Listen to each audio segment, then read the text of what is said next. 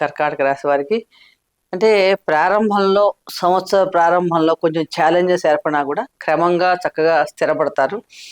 ఆర్థికంగా కూడా చాలా బాగుంటుంది. కెరీర్ పరంగా కూడా ఈ సంవత్సరం మీకు మంచి అభివృద్ధి కనిపిస్తుందని చెప్పొచ్చు.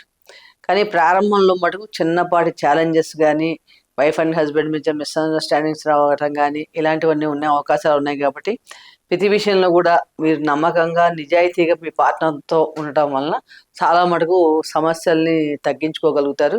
అలాగే ప్రేమ వ్యవహారాలు చేసేవారికి ఎవరికైనా ఉంటే గనుక వారికి కూడా చాలా బావుంది. అవివాహితులకు కూడా ఈ సంవత్సరం శుభవార్త ఏంటంటే, ఈ వృత్తి ఉద్యోగాల్లో మొదట్లో కొంచెం స్లోగా ఉన్నప్పటికీ, ఎందుకంటే అష్టమ రాహు ఉన్నప్పటికీ సెకండ్ హాఫ్ ఇయర్‌లో కూడా మటుకు మంచి అవకాశాలు రావటానికి అవకాశం తక్కువ కనిపిస్తోంది.